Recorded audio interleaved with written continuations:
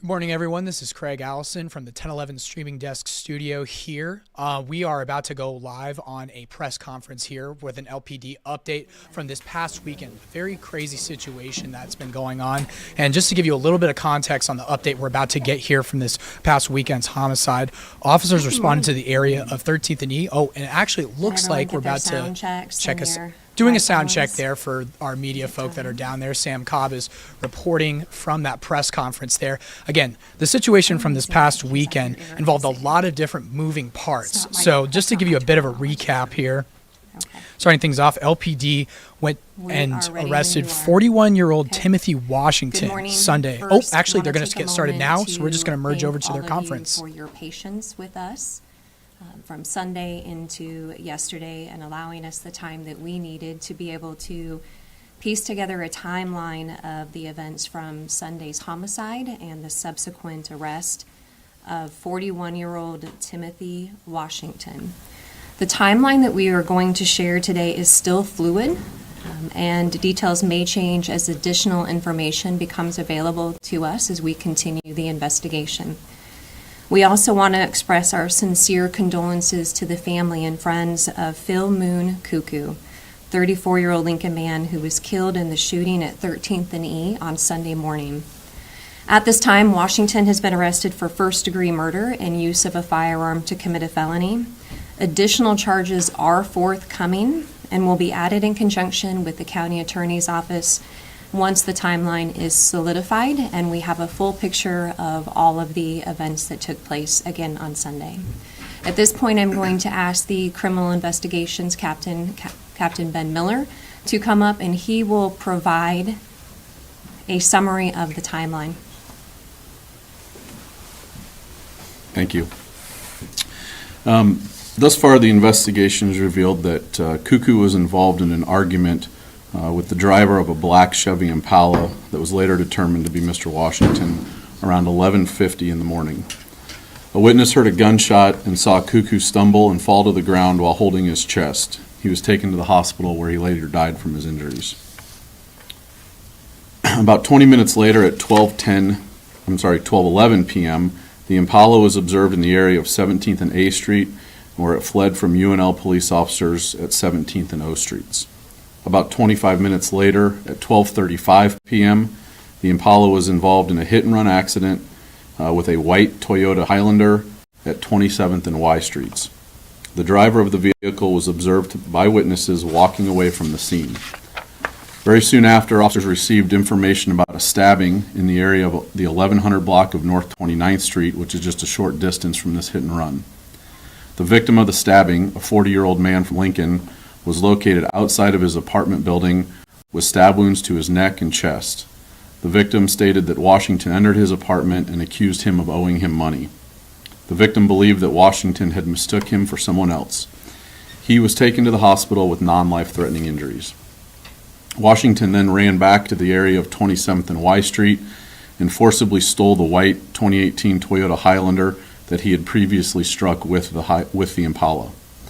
We're very thankful that he did allow the occupants to remove their infant, who was still inside the vehicle at the time of this incident. About 10 minutes later, at 12:46 p.m., officers were dispatched to the area of the 4900 block of Madison Street, where he struck a 40-year-old male pedestrian while driving the stolen Highlander. After he struck the person once, he attempted to strike them a second time in the yard where they had retreated. During this event, Washington additionally struck two other vehicles. Shortly after, Washington is observed by witnesses out of the vehicle with a knife, and at 12:48 p.m., a call was received of Washington beating on windows of a nearby apartment complex.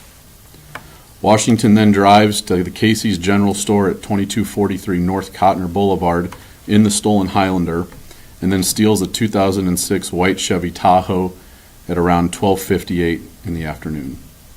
After fleeing the Casey's in the Tahoe, he strikes a Chevy Cruze two times, pushing it into the intersection at 60th and Adams at around 1:01 p.m. At 65th and Adams, he pulls into a driveway and strikes a gray Nissan Murano. Washington then confronts a witness to that incident and then strikes their black Kia Sorento. A short time later, a vehicle pursuit ensues with Washington in the stolen Tahoe after he was observed in the area of 56th and Adams Street. The pursuit continues until he strikes a tree and a light pole in the 800 block of Benton. After he wrecked, Washington then fled on foot, but was quickly taken into custody, which ended the series of events at 1:10 p.m. All of this unfolded over the course of approximately 80 minutes, from 11:50 a.m. to 1:10 p.m. We want to express our gratitude to the Nebraska State Patrol's Air Wing Unit, as well as the University Police Department for their assistance during these incidents. Not taking any questions today. Sure. We will open it up for questions. Just also wanted to point out that we did put a timeline up. We know that we had a lot of information to share. A lot occurred during that span of time very quickly as it unfolded. We will also reshare this on a news release for you after today's conference. But any questions? Nobody else was hurt in any of the other incidents, cars being hit? Anybody hurt badly or at all? We have the stabbing victim who was Right. injured, non-life-threatening injuries, Right. and the pedestrian who was struck had minor injuries. Okay, that was it? Yes.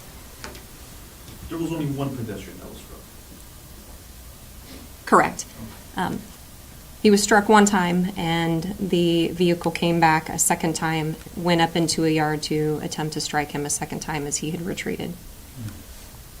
Would you be able to spell out a full moon cuckoo just to make sure? Yeah, of course.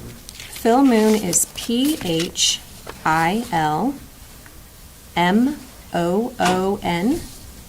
and Cuckoo is KUKU. Again, he's 34 years old. Do you know if he was on the influence of anything at the time?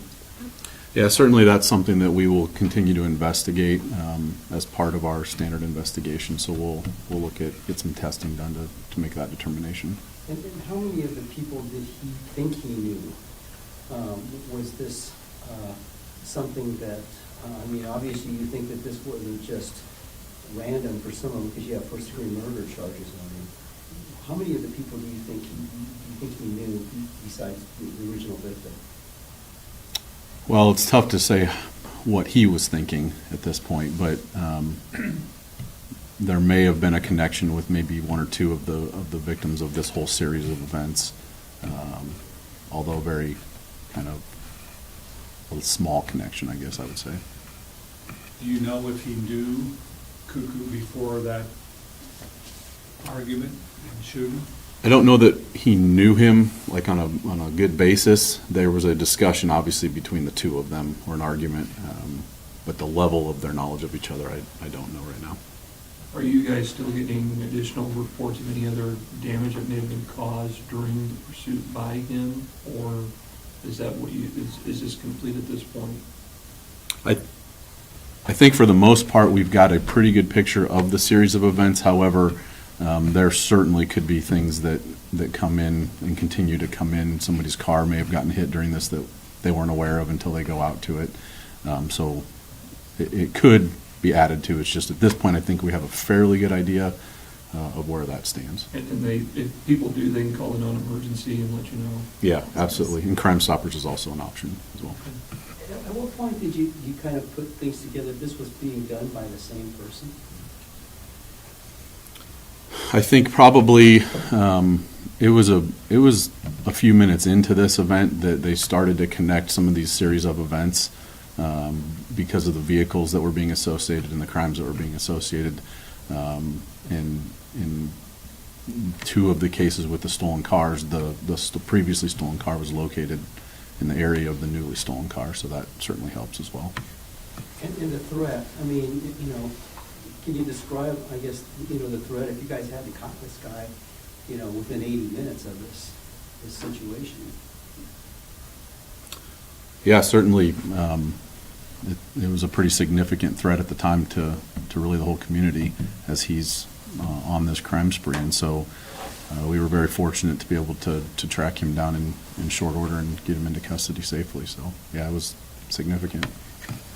Is there any instance like this you can remember where the department is chasing one guy committing multiple crimes? Well, I think over the course of our careers, we've had other examples, but I don't know that we came today prepared to share those examples. But most certainly, this would not be the first experience that we've had in Lincoln.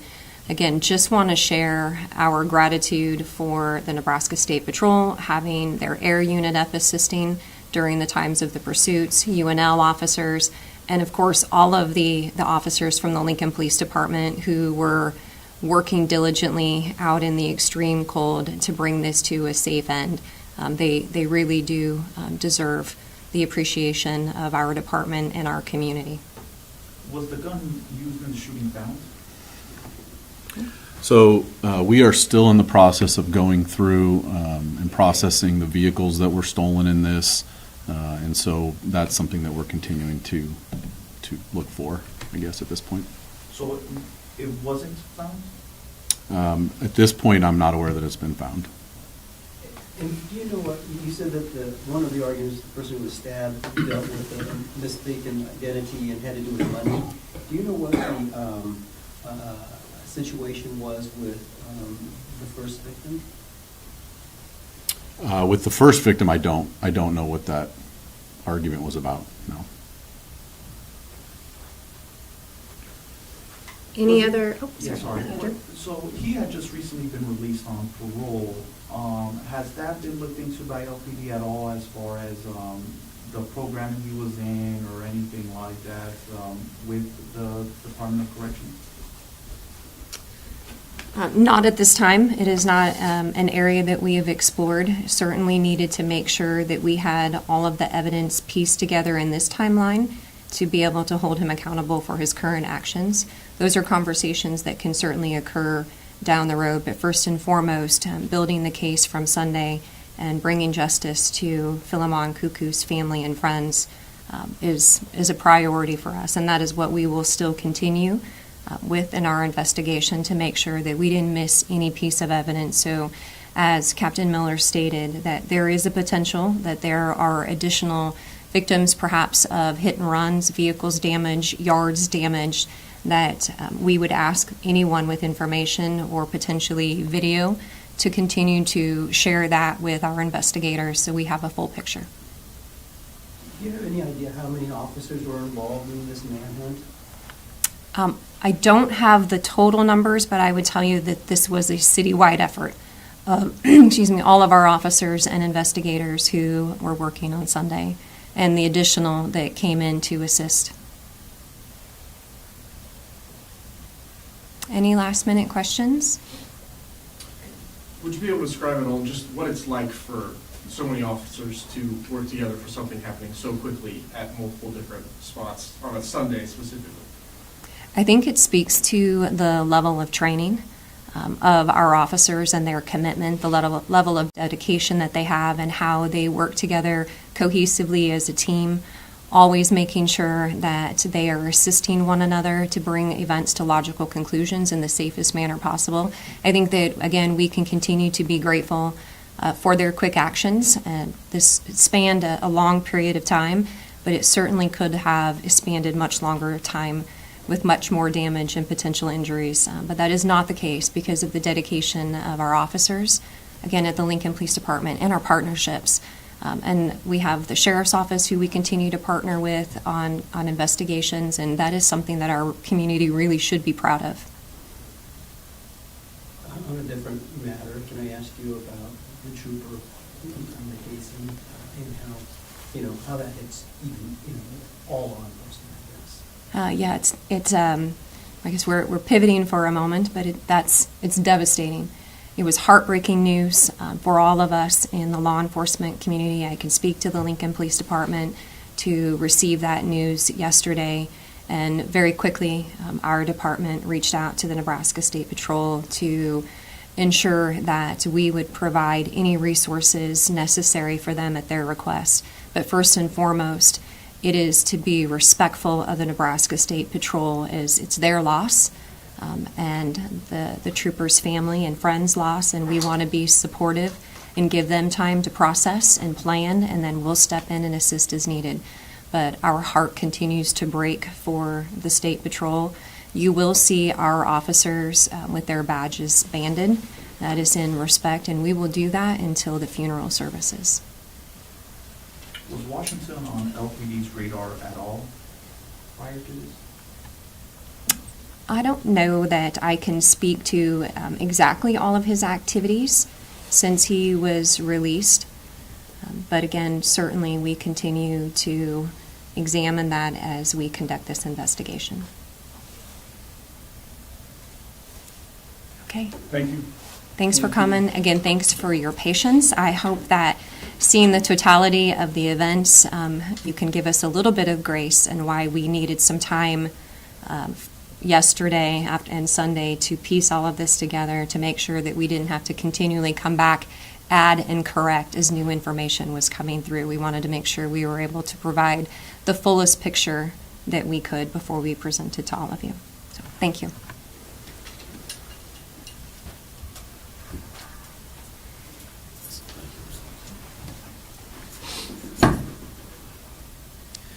Okay, so there you have it. A lot of new information there. Again, before we got started with the press conference, just want to go over that context again. A very, very busy case from over the weekend. So what we knew initially was that 41-year-old Timothy Washington was arrested Sunday in this case going on, and we just knew those focal points of where the different actions were going on. Let me just cut out that feed right there, actually. Okay, and from there, those initial focal points that we did know is that officers responded to those initial gunshots at 13th and East Streets at 11:48 a.m.